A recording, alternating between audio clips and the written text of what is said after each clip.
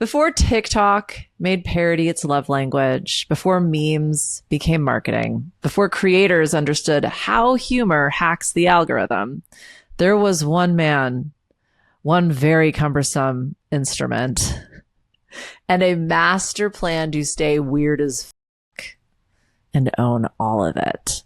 Good morning, good afternoon, good evening, wherever in the world you might be. I am Nicole BC, and you know everything.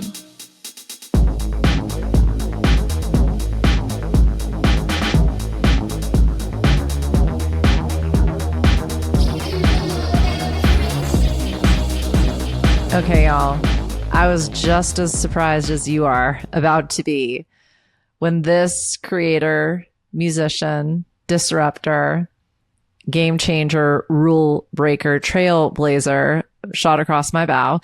Not just the first time I actually discovered this artist, which was in a galaxy far, far away a long, long time ago, but to have someone suggest them in this century was unexpected.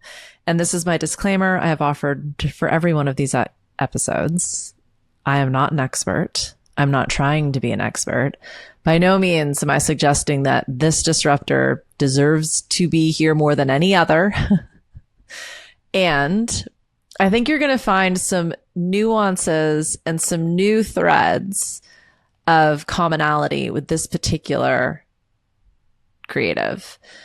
The ones up until now have had a lot in common. This gentleman does as well. And he's done things even more weirdly, differently, disruptively. And a man after my own heart has also cut off his nose to spite his face. He has been very principled, very ethical. And like a lot of the parameters within which these creatives in this series have chosen to play by, they made their own rules. And sometimes those rules fucked them first. Like, to be principled, to cut off your nose to spite your face is not always in your best interest. And when you live your way, when you create passionately, purposefully, intentionally, sometimes it's not going to make a lot of sense to anybody else looking from the outside in. This guy didn't make any sense for a really long fucking time. And what I will say is that when you can create a lifelong career doing what you love, that is success.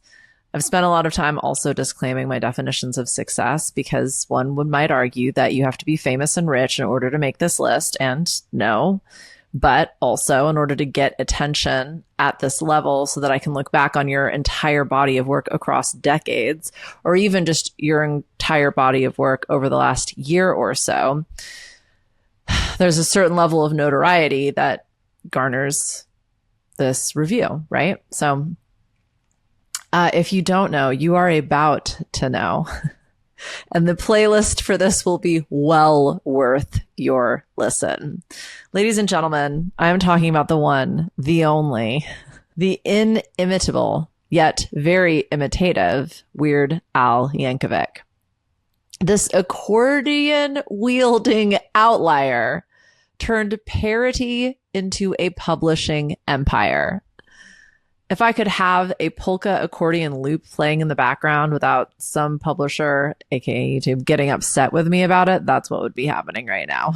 Before TikTok made parody its love language, before memes became marketing, before creators understood how humor hacks the algorithm, there was one man, one very cumbersome instrument, and a master plan to stay weird as fuck and own all of it. Weird Al Yankovic isn't just a novelty act. He's a 4-time Grammy winner, best-selling author, and the only artist in history to top the Billboard charts with a song about lunch meat. I hope it's playing in your head right now, and I hope it never leaves. You're welcome. If you're under 30, you might not realize Weird Al invented the playbook most digital creators are now trying to reverse engineer. He deserves to be here, my friend, despite your opinions on him. Today, we're going to talk about defending the weirdos decoding the blueprint, and dropping some knowledge Weird Al himself would approve of with permission in 4-part harmony. Weird Al didn't get lucky. He got strategic. And now it's your turn to build a business that is so specific and so strange, it is unmistakably yours. The algorithm won't be able to help but say, what is this? And why do I love it? So let's back it up a little bit. Weird Al, aka Alfred Matthew Yankovic, was a painfully shy only child raised in suburban California by ultra supportive, art loving, accordion enthusiast parents. He skipped 2nd grade, became the valedictorian of his high school class, and graduated with a degree in architecture, only to pivot immediately into music and music parody. Why? He had a cassette deck, a college radio show, and an instinct that the world needed silly. Al recorded his breakout parody, My Bologna, sorry. The spelling of Bologna, but also it was a parody of the Knacks' My Sharona, so I want to say Bologna. Anywho, My Bologna was recorded in his dorm bathroom at Cal Poly in Southern California. It got played on Dr. Demento's cult radio show, and that single moment launched his career. And I remember this radio station. I remember this radio show. I used to listen to a lot of late night KROQ radio because that was as alt as it got back in the early 90s. And Dr. Demento was at that point a cult icon. I think the radio show was like 12 to 2 a.m. It was somewhere before Loveline, which if you know, you know. Anywho, I digress and date the shit out of myself. But like, just so you're aware, kids, for those of us that weren't allowed to watch TV, let alone play video games, terrestrial radio was our metaverse. So explains a lot, right? For those of you listening, I am pointing at myself.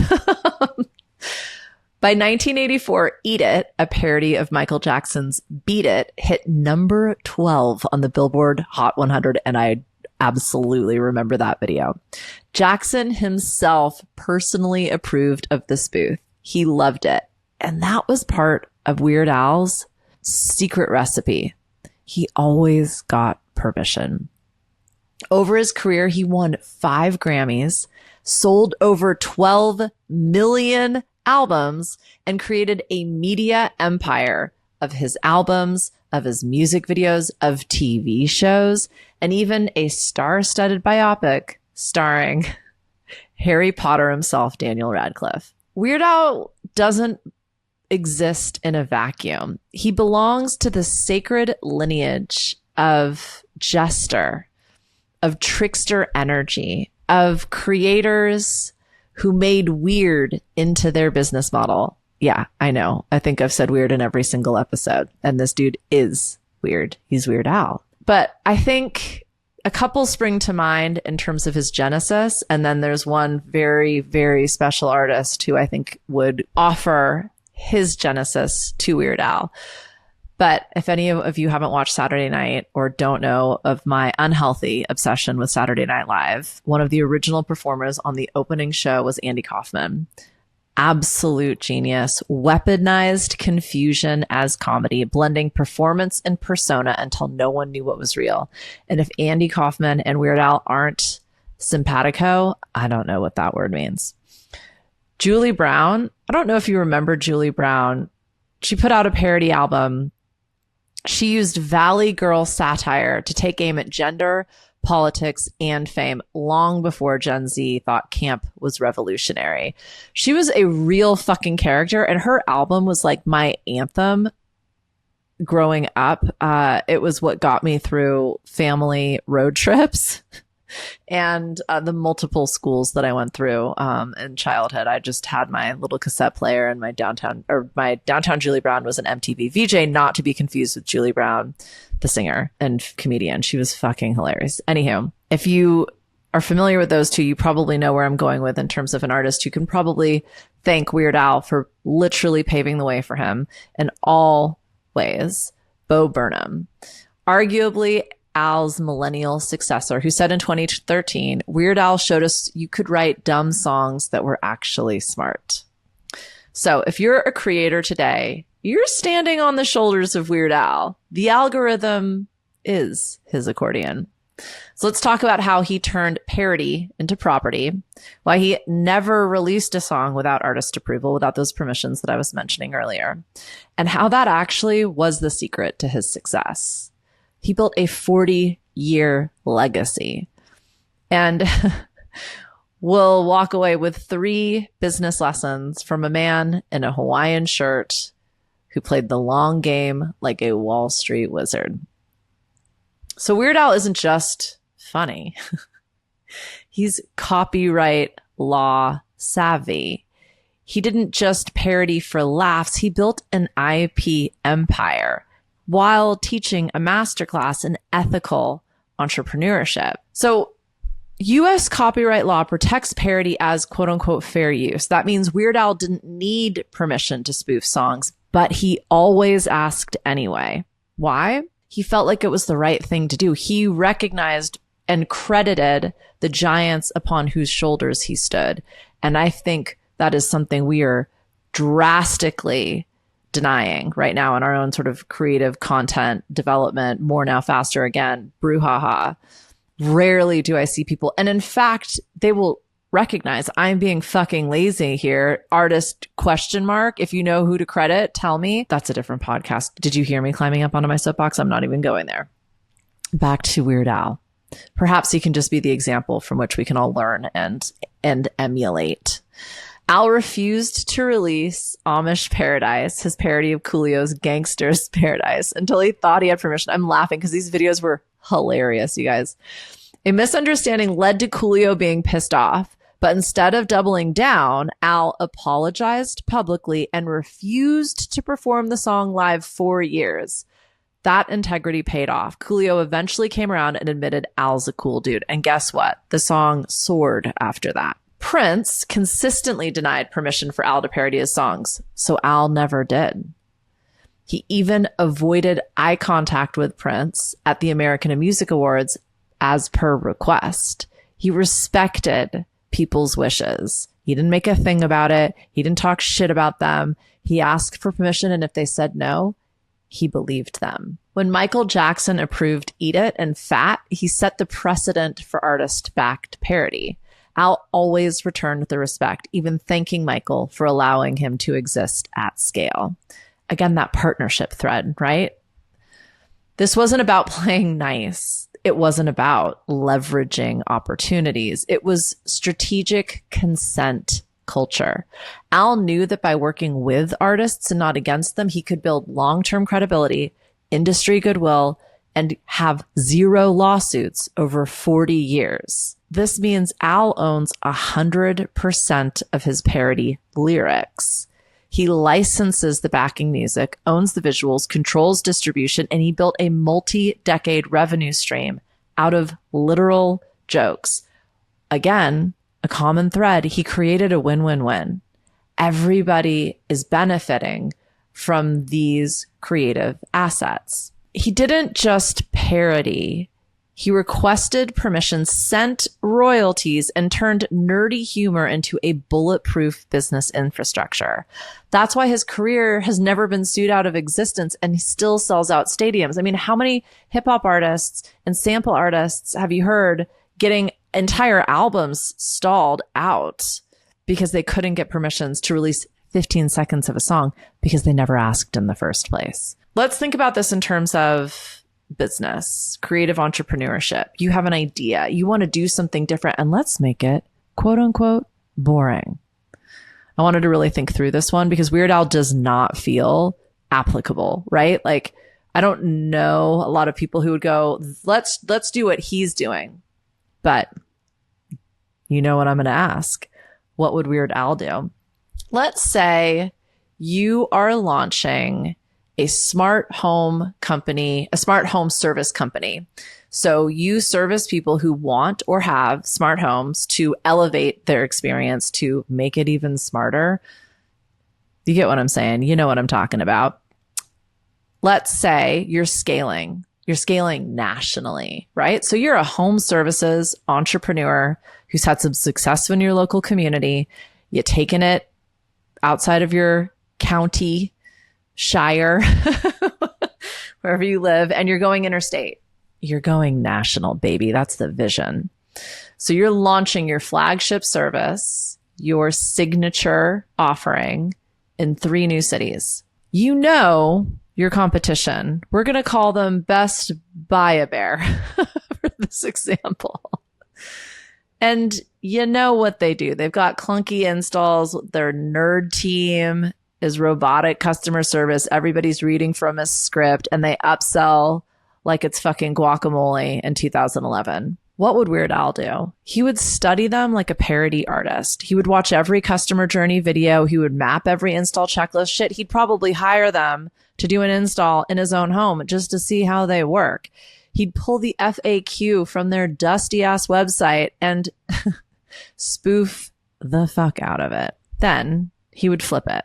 He would offer funny ass, humanized quotes, same day, from a human.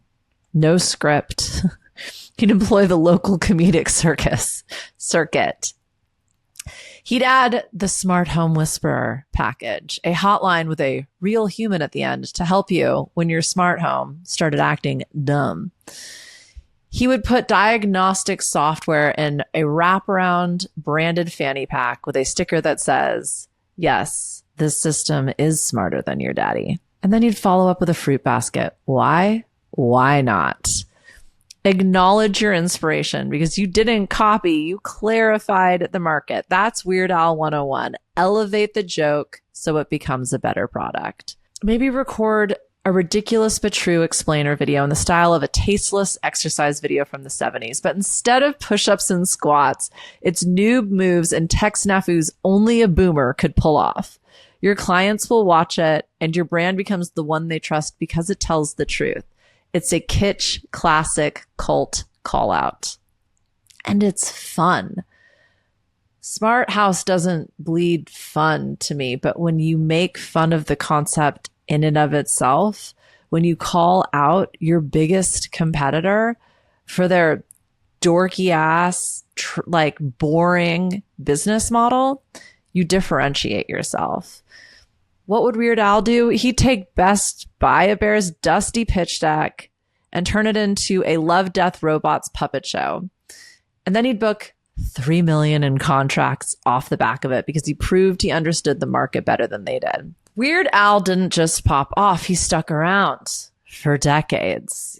Again, most of these people we've talked about have been 10-year overnight successes at a minimum. Most of them didn't really find their footing until they were 20 years in. He didn't chase charts. He built a cult. He didn't reinvent himself every quarter. He refined one thing he did better than anybody else on earth over and over and over again. He just found new ways to do it. Weird Al had top 40 hits in 4 separate decades, starting with Eat It in 1984 and continuing through Word Crimes in 2014. In 2014, his album Mandatory Fun debuted at #1 on the Billboard 200, the first comedy album in history to do so. Have you noticed how many times I've said the first blank album in history to do so across these episodes? His album beat Jason Mraz and Sia. Sia should be in this. Actually, I don't know that Sia is a disruptor. See?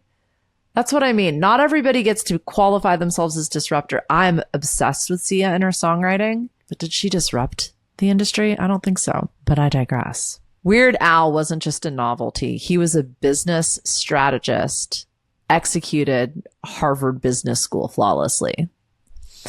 You don't need a viral launch. You just need consistency. You need a reputation. You need to be a rock upon which people know they can rely upon. One that becomes so distinct, so reliable. People don't just remember you, they wait for you. They look for you. Back to our smart home service installer. Now you're interstate. Now you're franchising. You're taking this launch, this differentiating strategy, this ability to reach multiple customers at once, and you're selling this system. Do you do your system in a way that nobody else does? What is the ultimate offer? Let's say installs in under 90 minutes for our purposes today. Or maybe you have the best reviews in your industry. Perhaps your smart home service gives out certified cool fake tattoos to kids because, again, smart homes aren't necessarily the coolest business concept on the market. Make fun of yourself. Have a laugh with your people. Differentiate your product by your passion because that conveys trust, likability, and therefore popularity. Pick one, pick whatever you do best, whatever you love most about what you do, and then make it unforgettable. Repeat it in every market, franchise it. That's the franchise mentality. A lot of people listening, especially when I very first started working, I would refer to art as a product, and that upset people. I did that on purpose because if you're trying to sell something, we got to get out of a certain mindset and into another. That is not what should inform the making of your creative juju, right? But we engage in something different when we sell it, when we market it. And I'm not advocating for either of those things. I know I disclaim that every single time I get here, but it's because you get to do it your way. And what I'm suggesting is when we create a replicable system around something, when you understand how you work best, you can apply that to anything. That can be the secret sauce that you sell. There's a ton of different ways of getting what you do out there. It doesn't necessarily have to be your art. It can literally be the way you do things. That's kind of what we're talking about here with Weird Al. When you can systematize it, you can meme it. You can put it on your receipts. You can make it the song that never ends so that your children's children sing it nonstop on road trips. If you know, you know. Measure your weird, not your likes. Building a repeatable brand is what Weird Al did best. He never changed his core formula. If you've listened to his songs, he's kind of doing the same thing over and over again, almost to the same melody, while, sort of inculcating it with the parody that he's inspired by. He changes the surface. It's just lipstick and some mascara on something that's already very beautiful and recognizable. New songs, same strategy. That's how you scale. That is scaling, my friend. It's not overcomplicating. It's simplifying. It's distilling it to 3 steps. It's a new campaign. It's the same promise. That's how you build long game equity because it's inherently trustworthy. So what would Weird Al do? He'd name your smart home service Don't Sweat It Smart Homes. He'd run a jingle campaign with an accordion. He would have every tech leave behind a handwritten haiku or perhaps a rap about smart home efficiency because it's hilarious. It doesn't make any sense. It's memorable as fuck and it's scalable. It's you or Weird Al multiplied. So he didn't compete. There was no fucking there was no one else. He was a category of none. He carved a lane so specific, so strange. No one else could even show up on that map. He made himself uncopyable, inimitable, not just through his lyrics, but through his delivery, his visuals, his tone, his ethics, and his relentless professionalism. He turned parody into high art and the comedy album into a revenue stream that never dried up. Weird Al always asks for permission before parodying artists, a creative ethic that won him respect from Prince to Nirvana, even when they said no. He refused to license his work to political campaigns or corporate ads, maintaining control of tone and use case.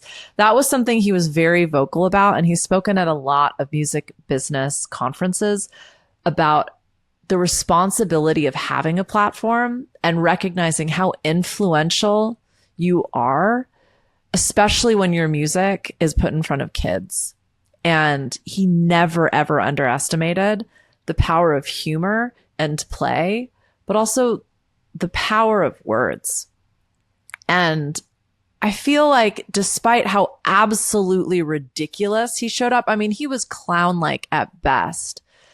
His ethics and principles bled through everything he did. And you couldn't not take him seriously, even though he was a fucking joke. It was a wild paradox to hold. And even though, like, believe me, my memories of Weird Al are wanting to rip my brother's music out of their hand and throw it out the window and scream until we got home from the 8-hour road trip that we were on.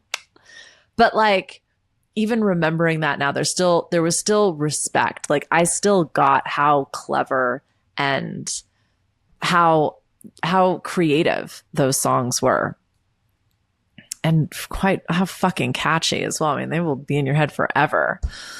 Amish Paradise, Smells Like Nirvana, White and Nerdy weren't just jokes. They were polished. They were very well produced. They were critically reviewed, Billboard charting productions. So what would Weird Al do? He wouldn't compete. He wouldn't even worry about competition. He doesn't believe in competition. He made what he did impossible to replicate. So forget price matching. Forget the race to the bottom of a deal or a sale.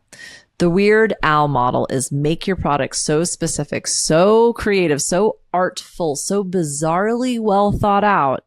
It creates customer loyalty by pure emotional imprint. Back to our existing example. Everyone promises quality in home services. Everyone's got the exact same website design. I mean, come on. I think it's a template now on like Squarespace or GoDaddy or some shit. Everybody's using drone footage to show off their beautiful homes that they service and home services. So what would Weird Al do? He'd invent a very weird ritual. He wouldn't just show drone footage of some smart home warming event where the team makes a heartfelt toast and everybody's smiling and clinking glasses. He would capture the weird, the bloopers, the team quirks, the people getting shocked, the grandma and grandpa coming over and not knowing how to open the front door. He would show clients that hiring you isn't just a service. It's an experience they can't get anywhere else. He would name that quirkiness. He would trademark that vibe. He would give it a name. Future-proof, foolproof framework. I don't know. Smart Haven protocol. He would do much better than that.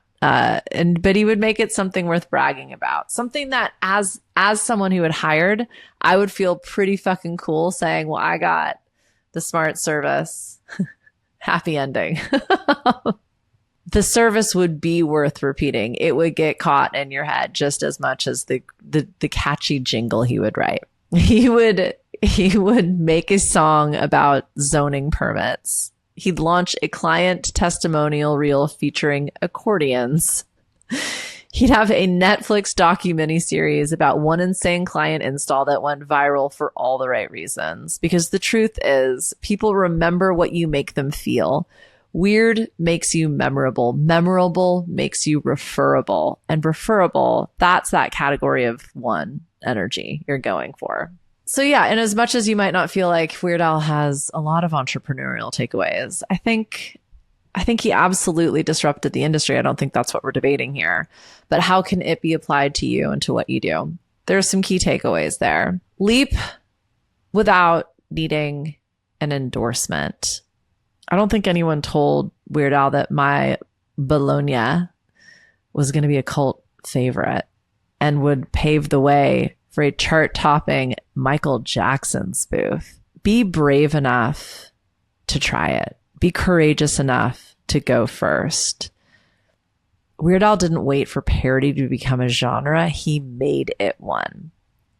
So if you've got an idea that's too weird, that's exactly where you start. Build the prototype, make the videos, start the beta. If you're lacking in resources, there are so many aesthetics and spaces that love that kind of gritty, grimy launch. So yeah, if you're this smart home services provider and everyone's talking about Alexa integrations, pitch the anti-smart feature, a digital detox mode that literally turns everything off for family dinner with a clap on, clap off signal. Do something different. That's it. That's all. Being the first can feel foolish until you're the blueprint for success. Use what you've got. Turn your secret sauce into currency. Al had one instrument, one look, and one punchline. And he did it for 40 fucking years. So assuming you've gotten started already, audit your business for what works best. Is it your quirky, in our example, install? Maybe it's your flow, right? Maybe it's a very well-known, very memorable member of your staff. Maybe you write the best emails. There's this one company that I just discovered who is in the kind of like outdoor industries. Their messaging is fucking hilarious. There's a burial. There's a brewery in town called Burial. Their branding, their artwork, their marketing is undeniably special. Those organizations have figured out what they do so passionately and so differently than everybody else because they're so creative and they love what they do. They back it first. They're not waiting for anybody else, but they've really doubled down on what they do best. Turn that shit into a series, a signature, your hook. You don't need more products, more services, different pricing, etc. You just need a sharper focus onto what it is that you do best. And here's, I think, what Weird Al did masterfully is he controlled chaos. He disrupted without destruction. He always stayed in control of his brand. He always stayed professional, even though he was a totally wackadoodle, crazy clown character. Even as he blew up every rule about how musicians should act. Any interview you see him in, he is nerdy. He's so professional. And he looks like the American tourist on vacation from the 80s that you wanted to punch in the face. But like, he was so gentle and so likable and so respectful. You couldn't help but want to just give him a hug and like buddy up to him. You don't have to burn it all down to be a disruptor. You can just tip it slightly sideways. If your competitors are all polished, professional, perfectionists, do a full outtake reel with circus music. If everyone else is bragging about smart home tech, drop a campaign called Stupid Homes. Oh man, the ideas are endless. Strategic sabotage, satirical marketing, controlled chaos. That's how you tip the tower without toppling your business. So that's the legacy of Weird Al, my friend. He didn't chase fame. He chased fun. And in doing so, he built an empire of joy, of longevity, and unmistakable originality. So if Weird Al were your business coach, he'd tell you to stay strange, stay sharp, and he'd play a sharp note on the accordion at the same time. And he'd also say, never forget the accordion. Weird wins. And in a world full of clones, being unforgettable is the most powerful business move you can make. That's all I got. Sign up for the loop. Check the show notes. There will be a playlist for this. And if you're unfamiliar with Weird Al's music, you're not, because you will recognize every song he is spoofing and you will see and hear the genius in it immediately. So I hope you enjoy and I will see you soon, maybe next week.